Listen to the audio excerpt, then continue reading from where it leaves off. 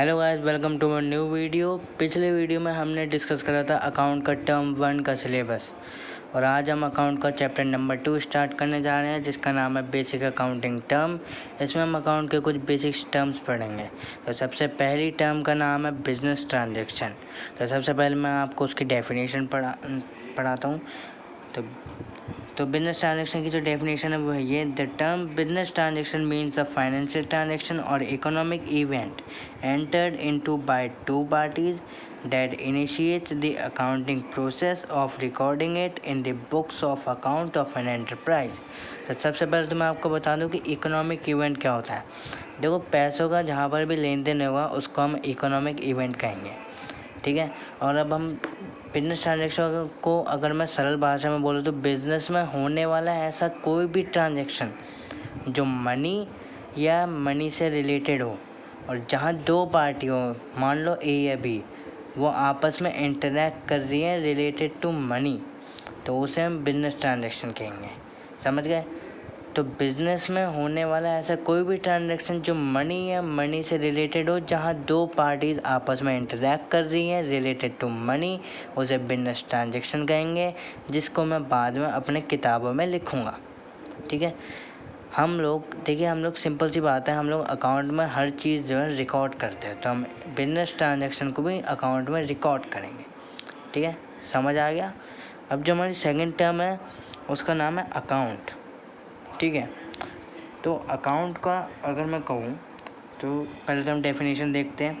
It is a record of transactions under a particular head of account और a particular head it, ठीक है। समझ में आ गया? एक हेड के नीचे उससे रिलेटेड सारी चीज़ें लिखने को अकाउंट कहते हैं। हम जो अकाउंट पढ़ेंगे वो टी शेप अकाउंट होगा। मान लो मैं राम अकाउंट बना रहा हूँ, तो राम से रिलेटेड मेरे पास जितनी भी ट्रांजैक्शन होंगी मैं उसे रिकॉर्ड करूँगा, ठीक है। तो मतलब ये हुआ कि एक हेड के नीचे उससे रिलेटेड सारी चीज़ें लिखने को अकाउंट कहते हैं। मतलब अगर राम से रिलेटेड जितनी भी ट्रांजैक्शन होंगी मैं उसे रिकॉर्ड करूँगा। मान लो राम ने मेरे से सामान लिया, तो मैं लिखूँगा मैंने राम को सामान बेचा, और यहाँ पे अमाउंट लिख दूँगा, ठीक है। आगे बढ़ते हैं। It not only shows the amount of transaction but also shows their effect and direction. यहाँ मैं सिर्फ अमाउंट नहीं लिखूँगा, मैं यहाँ ये भी लिखूँगा कि अमाउंट कहाँ से आया और कहाँ से गया, मतलब कहाँ से आया और कहाँ गया, ठीक है। तो अकाउंट को अगर हम सिंपल भाषा में बोले तो एक हेड के नीचे उससे रिलेटेड सारी चीज़ें लिखना, ठीक है। अब बात आती है थर्ड टर्म की। थर्ड टर्म का नाम है कैपिटल।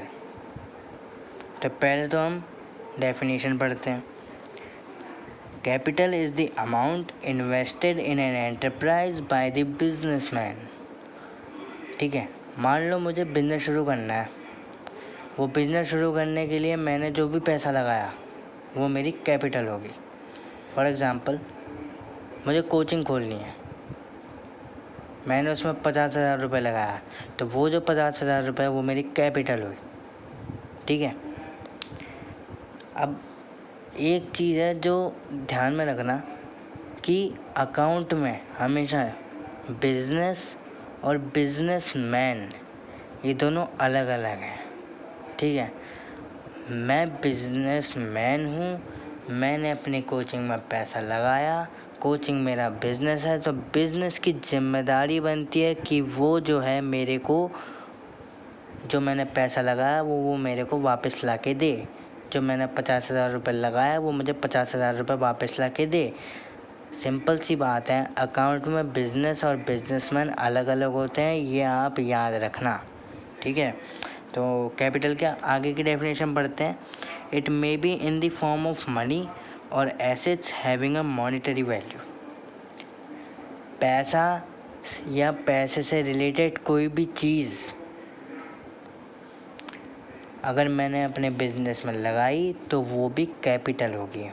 मान लो देखो, कोचिंग में हमें क्या चाहिए होता है, फर्नीचर। तो मान लो मैंने फर्नीचर 70,000 का फर्नीचर मैंने अपनी कोचिंग में लगाया, तो वो फर्नीचर भी मेरा कैपिटल हुआ, ठीक है। समझ आ गया आपको कैपिटल क्या होता है। अब जो हमारी फोर्थ टर्म है वो ड्राइंग। पहले डेफिनेशन पढ़ते हैं। It is the amount withdrawn और goods taken by the proprietor और partner for personal use. Proprietor होता है जो अकेला बिजनेस चला रहा होता है, या उसे हम मालिक भी कहते हैं। पार्टनर मतलब जब जिसमें 2 लोग बिजनेस चला रहे होते हैं, ठीक है। ड्राइंग वो होता है अगर मालिक अपने पर्सनल यूज़ के लिए बिजनेस में से कोई सामान ले जाता है। तो मान लो मेरी कोचिंग में एक चेयर खाली पड़ी हुई है, मैं उसे अपने घर ले आता हूँ पर्सनल यूज़ के लिए, तो वो मेरी ड्राइंग हुई, ठीक है। आगे बढ़ते हैं। Goods taken by the businessman are valued as purchase cost. ये चीज़ बहुत ज़्यादा इम्पोर्टेंट है।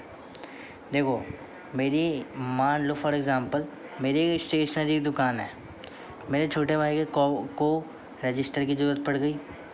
मैंने उसे अपनी दुकान में से एक रजिस्टर निकाला और उसे दे दिया। वो रजिस्टर मैं 20 रुपये का लेकर आया था, 50 रुपये में मैं उसे बेचता, तो मेरे को नुकसान कितने का हुआ? मेरे को नुकसान हुआ 20 रुपये का। तो साफ सीधी बात है कि बिजनेसमैन जो भी सामान लेगा अपने बिजनेस में से, वो हमेशा परचेज कॉस्ट के ऊपर लेगा, जो भी उसका नुकसान होगा, ठीक है। मैंने अपने छोटे भाई को रजिस्टर दिया जो मैं 20 रुपये में लेके आया था, तो मेरा जो नुकसान हुआ वो मेरा 20 रुपये का हुआ, ठीक है। हमेशा हम परचेज कॉस्ट को लेंगे, हमेशा, ठीक है। समझ आ गया। अब अगली टर्म पढ़ते हैं।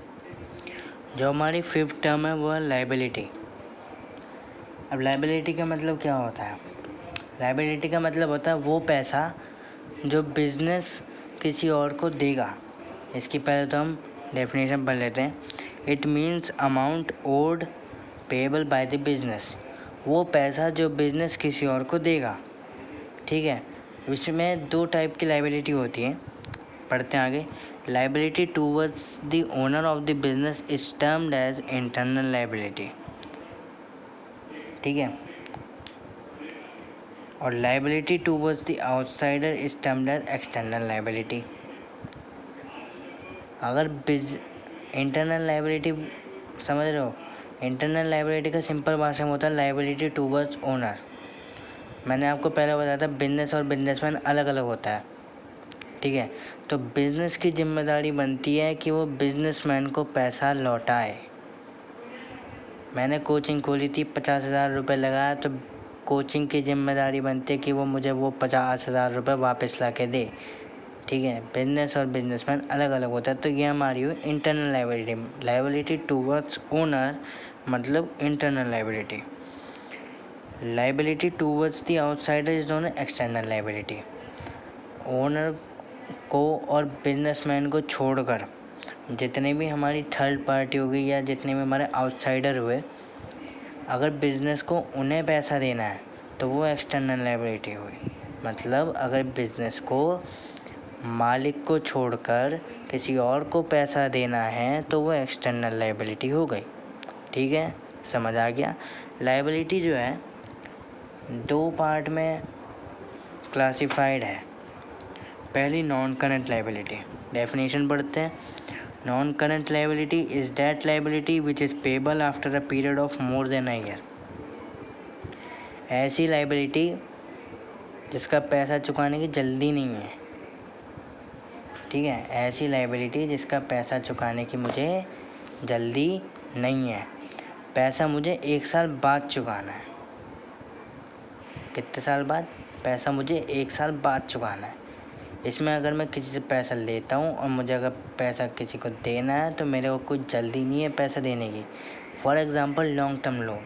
सेकंड आती है current liability. Current liability is that liability which is payable with in 12 month, that is 1 year. ऐसी लायबिलिटी जिसका पैसा 1 साल के अंदर अंदर देना है उसको हम करंट लायबिलिटी कहेंगे। ऐसा पैसा मतलब ऐसी लायबिलिटी जिसका पैसा 1 साल के अंदर अंदर देना है उसे हम करंट लायबिलिटी कहेंगे। इसका एग्जांपल है, मान लो मैंने दुकानदार से 1,000 रुपये उधार लिए और मैंने उससे कहा भाई मैं तुझे 1-2 हफ्ते में दे दूँगा, तो मैं उसे 1-2 हफ्ते बाद वो 1000 रुपये वापस लौटा दिए, तो मैंने 1 साल के अंदर अंदर उसे पैसा लौटा दिया ना, तो वो मेरी हुई करंट लायबिलिटी। ठीक है, समझ आ गया? आई होप आपको समझ आ गया होगा। तो अगली टर्म पे पढ़ते हैं हम। हमारी जो छठी टर्म है वो है एसेट्स। तो पहले इसकी डेफिनेशन पढ़ते हैं। It refers to the property owned by an entity और बिजनेस।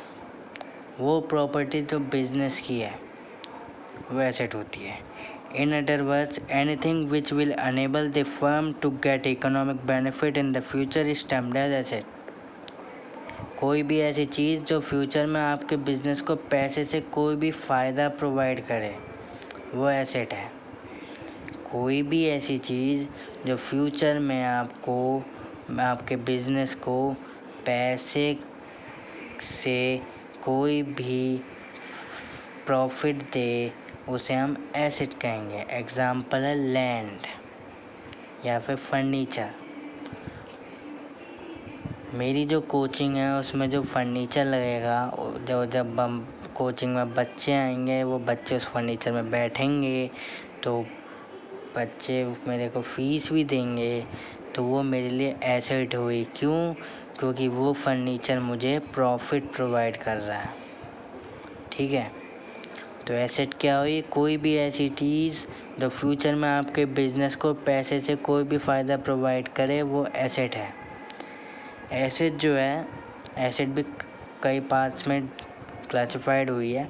उसमें पहला पार्ट है नॉन करेंट एसेट्स। पहले डेफिनेशन पढ़ते हैं। Non-current assets are those assets which are held by an entity or enterprise not with the purpose to resale but are held either as investment or to facilitate business। ठीक है, ऐसी asset जो business ने दोबारा बेचने के लिए नहीं खरीदी है। ठीक है, ऐसी एसेट जो बिजनेस ने दोबारा बेचने के लिए नहीं खरीदी है। बिजनेस चलाने के लिए जो भी आपने चीज़ खरीदी है वो आपकी नॉन करंट एसेट होगी, जो आपका लंबे समय तक चलेगी। जो आपने इन्वेस्टमेंट के लिए कोई चीज़ खरीदी है वो आपकी नॉन करंट एसेट है।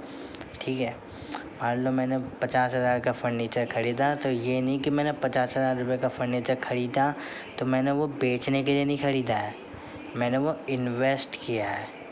ठीक है, तो ऐसी एसेट जो बिज़नेस ने दोबारा बेचने के लिए नहीं खरीदी, बिजनेस चलाने के लिए जो आपने चीज़ खरीदी है वो नॉन करेंट एसेट है। ठीक है, नॉन करेंट एसेट्स 2 टाइप्स में क्लासिफाइड है। पहली है टेंजिबल एसेट, दूसरी है इंटेंजिबल एसेट। टेंजिबल एसेट है, ये देखिए, टेंजिबल एसेट है जिसको हम छू सकते हैं। क्या कर सकते हैं? जिसको हम छू सकते हैं। इंटेंजिबल एसेट्स है जिसको हम ना तो छू सकते हैं ना हम उसे देख सकते हैं। इसका एग्जांपल है गुडविल। गुडविल उसे ना तो हम देख सकते हैं ना हम उसे छू सकते हैं। टेंजिबल एसेट का एग्जांपल है फर्नीचर। मैं उसे छू भी सकता हूँ, उसे देख भी सकता हूँ। समझ आ गया? अब हम अगली टर्म पे बढ़ते हैं। हमने नॉन करेंट एसेट्स पढ़ लिया, अब हम आते हैं करंट एसेट पे। डेफिनेशन पढ़ते हैं पहले। Current assets are those assets which are held by an entity और enterprise with the purpose of converting them into cash within a short period that is 1 year. ऐसे assets जिनको cash में convert करने में ज़्यादा समय नहीं लगेगा वो करंट एसेट है। ठीक है, समझ आ गया? ऐसी एसेट जिनको कैश में कन्वर्ट करने में ज़्यादा समय नहीं लगेगा वो करंट एसेट है। एक जैसे करंट लायबिलिटी थी वैसे ही करंट एसेट होती है। अगली टर्म है fictitious assets. Fictitious assets are those assets which are neither tangible assets nor intangible assets. ना तो हम उसे देख सकते हैं ना हम उसे छू सकते हैं, और सेम बात हुई, ना तो वो टेंजिबल एसेट्स है ना वो इंटेंजिबल एसेट्स है। They R losses not return of in the year in which they are incurred but in more than one accounting period।